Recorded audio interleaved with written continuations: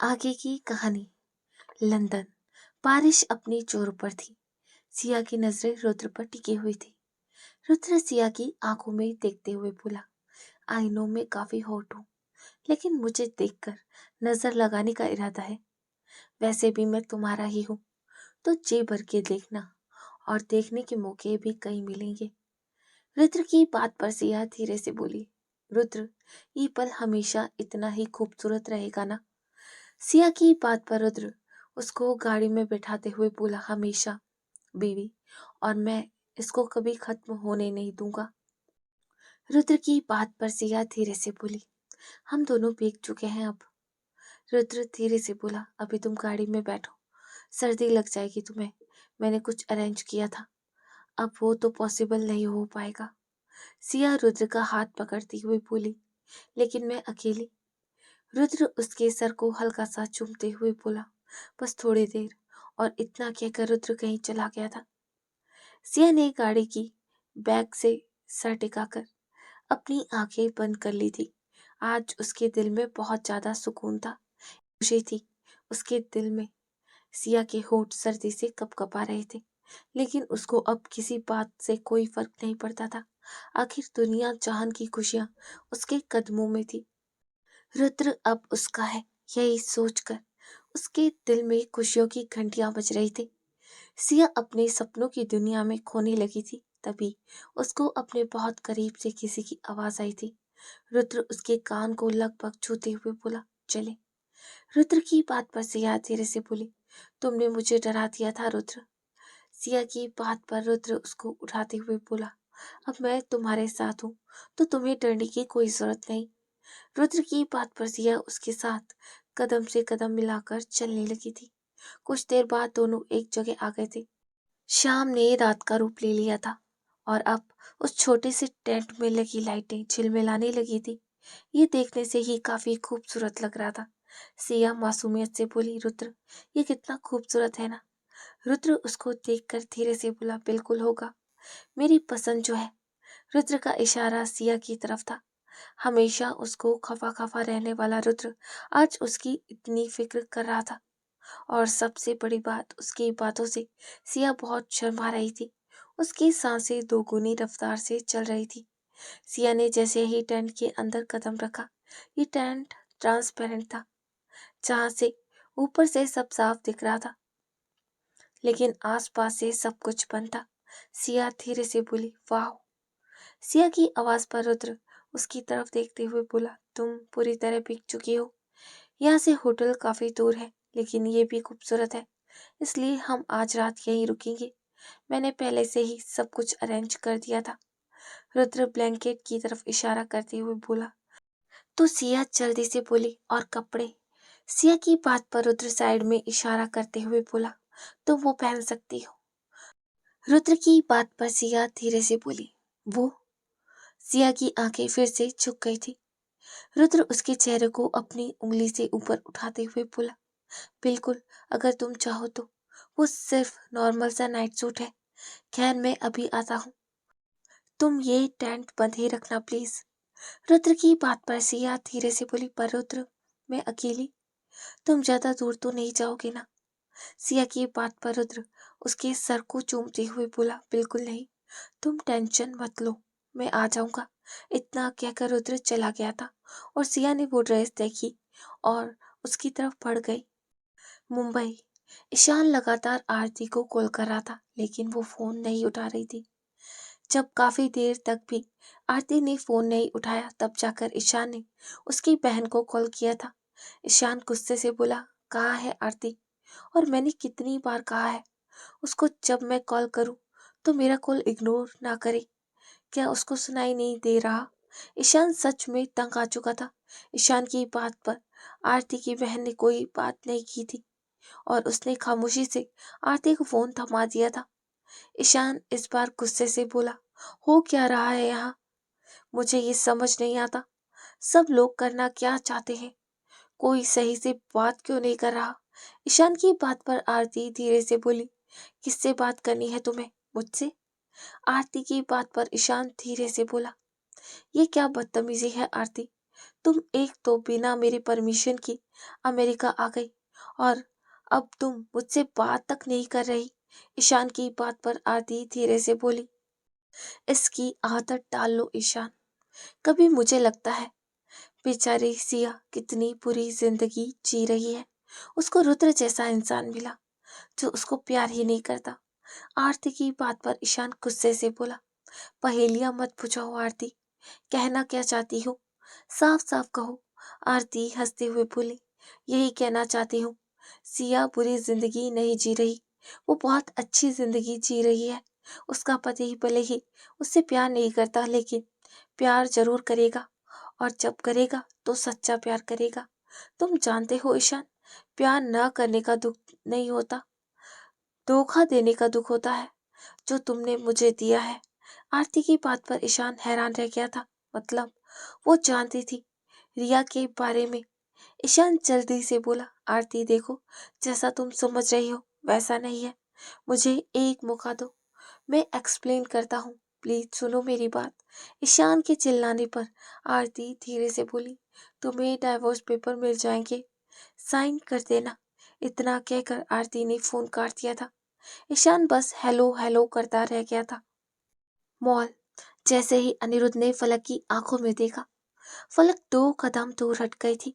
अनिरुद्ध विवान का हाथ टाइट पकड़ते हुए बोला, तमीज से पेश आओ विवान साहब, बीवी है मेरी, कहीं ऐसा ना हो आगे से किसी पर हाथ उठाने के काबिल भी ना रहो।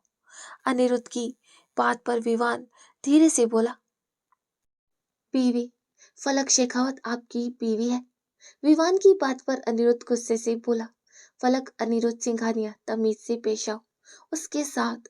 और हाँ, तुम कर चुके हो, उसकी सजा तुम्हें बहुत जल्द मिलेगी, बस थोड़ा सा इंतजार करो तुम। अनिरुद्ध की बात पर विवान गुस्से से बोला, पर आप गलत समझ रहे हैं सर, ये लड़की आपको भी फंसा देगी, आप समझ नहीं रहे हैं ये। अभी विवान ने इतना ही कहा था जब अचानक ही अनिरुद्ध गुस्से से उसकी गर्दन को टाइट पकड़ते हुए बोला, औकात में रहकर बात कर, वैसे औकात तो मैं तुझे अच्छे से याद दिला दूंगा, बहुत जल्द पता चलेगा तुझे कौन कैसा है, तब तक के लिए अपनी खैर मना। इतना कहकर अनिरुद्ध फलक का हाथ पकड़कर ले गया था। अनिरुद्ध गुस्से से फलक का हाथ पकड़कर उसको बाहर ले आया था।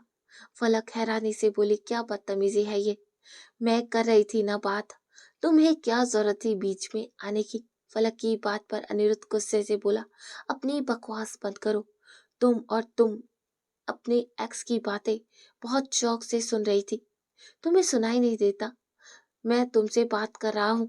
अनिरुद्ध की बात पर फलक धीरे से बोली, तो क्या गलत बोल रहा था वो, सही तो कहा उसने सब, उसने जबरदस्ती बदतमीजी की, ये बात कोई नहीं पूछेगा, उल्टा सब मुझे ही सुनाएंगे ना।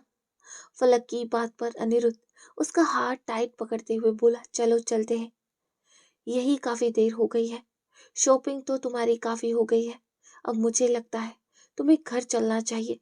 तुम एक काम ढंग से नहीं करती फलक, एक काम भी ढंग से नहीं करती। अनिरुद्ध की बात पर फलक धीरे से बोली, तुम भी एक काम ढंग से नहीं करते। मैंने कहा था ना, मुझे कुछ नहीं चाहिए, लेकिन तुम्हें कुछ ना कुछ करना होता है। फलक की बात पर अनिरुद्ध पार्किंग एरिया की तरफ चला गया था और फलक उसको जाता हुआ देख रही थी। लंदन। रुद्र अपने हाथों में कुछ पैकेट लेकर आया था। वो जैसे ही टेंट में घुसा, अचानक उसकी आंखें हैरानी से खुल गई थी। सिया ने उसकी शर्ट पहनी हुई थी, जो कि उसके घुटनों से ऊपर तक थी। उसकी लंबी टांगें साफ नजर आ रही थी, ऊपर से उसके खुले बाल जो उसकी कमर पर पड़े थे। गोरा रंग इस वक्त चमक रहा था। सिया धीरे से बोली, तुम आ गए। रुद्र ने खाना साइड में रखा और सिया की तरफ कदम बढ़ाते हुए बोला, तुम मुझे सेड्यूस कर रही हो। रुद्र की बात पर सिया अपने हाथों को उलझाते हुए बोली, क्या बोल रहे हो रुद्र, मैं भला तुम्हें क्यों। लेकिन अगले ही पल रुद्र ने उसके पैरों को उठाकर अपनी कमर पर लपेट लिया था। सिया अचानक रुद्र से टकरा गई थी। रुद्र उसको स्निफ करते हुए बोला, तुम्हारी खुशबू। अचानक ही रुद्र उसकी आंखों को चूमते हुए बोला, तुम्हारी आंखें। रुद्र धीरे धीरे उसके होठों की तरफ बढ़ते हुए बोला, तुम्हारे होठ। और फिर जैसे ही रुद्र सिया के और करीब आया, सिया जल्दी से बोली, मुझे बहुत तेज भूख लगी है, क्या हम डिनर नहीं करेंगे? सिया की बात पर रुद्र उसकी कमर को ढीला छोड़ते हुए बोला, तुम मुझसे बचने की कोशिश कर रही हो? रुद्र की बात पर सिया दूसरी तरफ देखते हुए बोली, बिल्कुल नहीं। सिया की बात पर रुद्र उसके होठों को अपनी उंगली से रब करते हुए बोला, लेकिन तुम्हें नहीं लगता हमें इस रिश्ते को दूसरी मंजिल तक ले जाना चाहिए? रुद्र की बात का मतलब समझते हुए सिया अपने लाल होते चेहरे को और झुकाने लगी थी। तभी रुद्र धीरे से बोला, मैं तुमसे बात कर रहा हूँ सिया। रुद्र की नीली आंखें इस वक्त और ज्यादा खूबसूरत लग रही थी। उसकी वी लाइन शर्ट और उस पर उसकी ब्रॉड चेस्ट और शार्प फीचर सिया को उसकी तरफ अट्रैक्ट कर रहे थे। सिया के दिमाग में रुद्र की कई बातें गूंज रही थी। रुद्र ने उससे कुछ पहले कहा था, जब वो दोनों करीब आएंगे तो विला में सिर्फ उसकी चीखें गूंजेंगी। ये सोचते हुए सिया की आंखें बंद हो गई थी। उसका दिल धड़कने लगा था। सिया को कुछ सोचते हुए देख रुद्र धीरे से बोला, डिनर? सिया पैकेट की तरफ इशारा करते हुए बोली, हाँ। सिया की बात पर रुद्र और सिया दोनों डिनर करने लगे थे और कुछ देर बाद ही दोनों का डिनर हो गया था। रुद्र ने सिया को देखा तो दोनों की आंखों में अलग सी खुशी थी। रुद्र और सिया दोनों ही लेट गए थे। सिया का सर रुद्र के सीने पर रखा था और रुद्र उसके बालों में हाथ फेर रहा था। सिया रुद्र की आंखों में देखते हुए बोली, हम हमेशा ऐसे ही साथ रहेंगे रुद्र? सिया ने यह सवाल दूसरी बार पूछा था। रुद्र इस बार थोड़ा गुस्से से उसके बालों को कसते हुए बोला, तुम्हें ऐसा क्यों लगता है हम साथ नहीं रहेंगे? इस दुनिया में ना तो किसी की इतनी हिम्मत और ना ही औकात जो मुझे तुमसे अलग कर सके। इसीलिए तुम ये सब बातें करना बंद करो। रुद्र की बात सुनकर सिया धीरे से बोली, लेकिन हमारी जिंदगी में कुछ भी सही नहीं है। तुम्हारे दुश्मन और ये सब चीजें, मुझे डर लगता है रुद्र। सिया की बात पर रुद्र धीरे से बोला, मैं तुम्हारे साथ हूँ और तुम्हें किसी से डरने की जरूरत नहीं है। उस दुनिया की कोई भी ताकत तुम्हें मुझसे अलग नहीं कर सकती। इसलिए अपने इस दिमाग को फालतू चलाना बंद करो। रुद्र की बात पर सिया ने अचानक ही हल्का सा ऊपर उठकर उसके होठों को अपनी कैद में ले लिया था। सिया के अचानक किए गए एक्शन से रुद्र हैरान हुआ था। सिया जैसे ही रुद्र से दूर हुई थी, अचानक ही रुद्र ने उसके कमर टाइट पकड़ी और उसको नीचे कर लिया। सिया हैरानी से बोली, रुद्र? लेकिन रुद्र उसके बालों को स्निफ करते हुए बोला, तुम्हारी ये खूबसूरती या मासूमियत सिर्फ मेरे लिए है, रुद्र शेखावत के लिए। रुद्र एक ऑब्सेशन से बोला तो सिया की नजरें झुक गई थी। रुद्र हल्का सा सिया के करीब आया और अगले ही पल सिया की कमर ऊपर उठ गई थी। रुद्र उसकी गर्दन को बहुत धीरे से अपने होठ रख रहा था। रुद्र की इस हरकत से सिया ने अपने नाखून उसकी गर्दन में गड़ा दिए थे, लेकिन रुद्र को कोई फर्क नहीं पड़ रहा था। रुद्र ने सिया के गोरे पैरों को हल्का सा पकड़ा और सिया के पैर अचानक ही रुद्र की कमर पर लिपट गए थे। रुद्र अब सिया से हल्का सा दूर हुआ और उसकी आंखों को हल्का सा चूमते हुए बोला, शायद हमें इस चीज के लिए इंतजार करना चाहिए। इतना कहकर रुद्र सिया से दूर हुआ था। रुद्र की इस हरकत से जहां सिया के अंदर बेचैनी भर गई थी, वहीं अब उसके दूर होने से सिया पागल सी हो गई थी। वो हैरानी से बोली, लेकिन सिया की बात पर रुद्र ने अपनी शर्ट पहनी और बाहर निकल गया। रुद्र के किए गए एक्शन से सिया का दिमाग ही खराब हो चुका था। पहले तो उसने उसके इतने करीब आकर उसके अंदर के जज्बातों को जगाया था और अब वो उससे दूर हो गया था। सिया के अंदर ढेरों सवाल उठने लगे थे। उसको डर लग रहा था कहीं रुद्र उससे, यही सोचकर सिया रुद्र के पीछे गई थी। रुद्र बाहर खड़ा हुआ था। ठंडी हवा जिस्म को चीरते हुए महसूस हो रही थी। बारिश ने बर्फ का रूप ले लिया था। अब हल्की हल्की बर्फ से चारों तरफ का माहौल ठंडा हो गया था।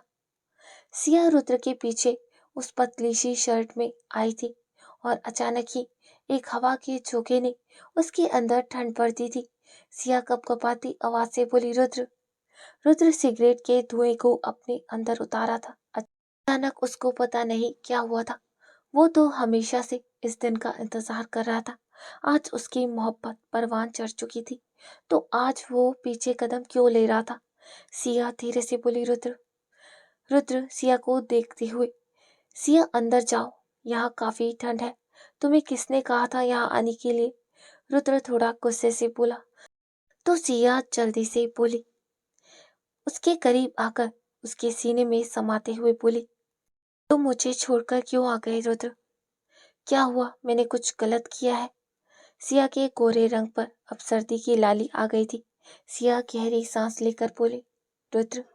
सिया की बात पर रुद्र उसकी कमर को टाइट पकड़कर उसको अपने अंदर समाते हुए बोला, तुमने कुछ नहीं किया है, लेकिन तुम अभी इतनी स्ट्रांग नहीं हो, इतनी तकलीफ बर्दाश्त कर पाओ। और मैं अब तुम्हें कोई दर्द नहीं देना चाहता। पहले तुम इस चीज के लिए मेंटली प्रिपेयर हो जाओ। रुद्र सिया के बालों को सहलाते हुए बोला। तो सिया उसकी नीली आंखों में देखते हुए बोली, और मुझे वो तकलीफ चाहिए रुद्र। मैं चाहती हूँ, हमारे बीच की इस दूरी को मैं मिटाना चाहती हूँ। और आज भी तकलीफ इतनी ही होगी, और आज से कुछ दिन बाद भी। सिया धीरे से बोली। रुद्र उसके होठों पर अपनी उंगली घुमाते हुए बोला, तुम सिर्फ खुद के लिए तकलीफ खड़ी कर रही हो सिया। रुद्र की बातों में कुछ अजीब सा था, जैसे वो सिया को वार्न कर रहा था। और ये बात सही भी थी। वो अभी इस बात को नहीं जानती थी। वो सिर्फ रुद्र को पूरी तरह से अपना बनाने में लगी थी। सिया की आंखों में ना कोई डर था, ना कोई झिझक। रुद्र ने सिया की आंखों में देखा और धीरे धीरे उसके करीब आने लगा, और अगले ही पल रुद्र उसके बहुत करीब आ गया था। सिया गहरी सांस लेकर बोली, रुद्र। रुद्र ने सिया के होठों को हल्का सा सहलाया, और अचानक ही उसके हाथ नीचे की तरफ फिसलने लगे थे। और फिर जैसे ही उसके हाथ एक जगह रुककर मूव होने शुरू हुए, सिया धीरे से बोली, रुद्र। उसकी आवाज में कंपन थी। रुद्र सिया के करीब आकर उसके कानों में गहरी सांसें छोड़ते हुए बोला, क्या तुम चाहती हो ये? सिया एक अलग सी तकलीफ से बोली, बिल्कुल। उसको इस सर्दी में भी पसीना आने लगा था। रुद्र की करीबी थी ही ऐसी, जिस इंसान को वो दूर से देखने से इतना पिघल जाया करती थी, आज उस इंसान की करीबी वो कहाँ बर्दाश्त कर पाती। रुद्र ने सिया को गोद में उठाया और उसको अंदर ले गया था। फिर से बारिश और बर्फबारी होने लगी थी, लेकिन सिया और रुद्र को बाहर की इस सर्दी से कोई फर्क नहीं पड़ता था। वो दोनों अपने प्यार में बिजी थे। रुद्र धीरे से करीब आया और उसने सिया की शर्ट को एक झटके में उतार दिया था। सिया की आंखें कसकर बंद हो गई थी। रुद्र धीरे से उसके चेहरे को ऊपर उठाते हुए बोला, तुम्हारी आंखें खुली होनी चाहिए, और ये आंखें सिर्फ मुझ पर होनी चाहिए। ये लम्हा, ये पल हमें खूबसूरत बनाना है। क्या ऐसे बनेगा? तुम ये कहना चाहोगी, जब हमने अपनी जिंदगी को आगे बढ़ाने में कदम रखा तो तुमने मुझे देखा तक भी नहीं? रुद्र की बात पर सिया धीरे से बोली। अपनी आंखें खोली तो रुद्र ने उसके बचे हुए कपड़े को भी उसके जिस्म से अलग कर दिया था। सिया ने गहरी सांस लेकर रुद्र को देखा, और उसका बिहेवियर अभी से इतना वाइल्ड था। रुद्र सिया की गर्दन से अपनी उंगली नीचे की तरफ ले जाते हुए बोला, मैंने कहा था ना तुमसे, अब तुमने मेरे करीब आने की गलती की है, तो अब तुम्हें ये बर्दाश्त करना पड़ेगा। और मैं अब बिल्कुल पीछे नहीं हटूंगा। मैंने तुम्हें मौका दिया था। रुद्र की बात पर सिया ने अपनी आंखें झपका दी, और अगले पल रुद्र का प्यार सिया पर हावी हो चुका था। रुद्र सिया के होठों को पूरी तरह सक कर रहा था। उसके हाथ सिया के जिस्म पर फिसल रहे थे। सिया जिसके हर एक हिस्से पर रुद्र के नाम और उसके प्यार की मोहर लग चुकी थी। सिया और रुद्र की करीबी से कमरे के माहौल में भी एक अलग सी गर्मी छाई थी। सिया की सांसें और उसकी आवाजें इस बात की गवाह थी, दोनों में किस हद तक प्यार था, और दोनों एक दूसरे की करीबी के लिए किस हद तक तड़पे थे। रुद्र के प्यार के निशान सिया की बॉडी पर थे। सिया ने भी दर्द और बेचैनी से मिले हुए जज्बात से रुद्र की पीठ और उसकी गर्दन पर अपनी नाखून के निशान बनाने शुरू कर दिए थे। और अगले ही पल एक सिया की चीख इस बात की गवाह बन चुकी थी। दोनों का प्यार मुकम्मल तौर पर पूरा हो चुका था। अब दर्द सुकून में बदल चुका था। रुद्र की गहरी गहरी सांसें और सिया की आवाजें कमरे के माहौल को खूबसूरत बना रही थी। कभी रुद्र और कभी सिया दोनों ही एक दूसरे को शिद्दत से प्यार कर रहे थे। उस स्टैंड की शायद ही कोई जगह होगी जो उनके इस शिद्दत वाले प्यार की गवाह न बनी होगी। और ना जाने रात के कौन से पहर सिया और रुद्र शांत हुए थे और नींद के आगोश में आ गए थे। लेकिन आज दोनों ने ही अपने प्यार को मुकम्मल कर लिया था और दोनों ही अपनी जिंदगी में एक कदम आगे बढ़ गए थे। आखिर क्या बदलेगा सिया की जिंदगी में इस कदम से? क्या हो जाएगी इनकी जिंदगी और खूबसूरत? क्या फिर होगा कुछ और? आगे जानने के लिए सुनते रहें ये कहानी।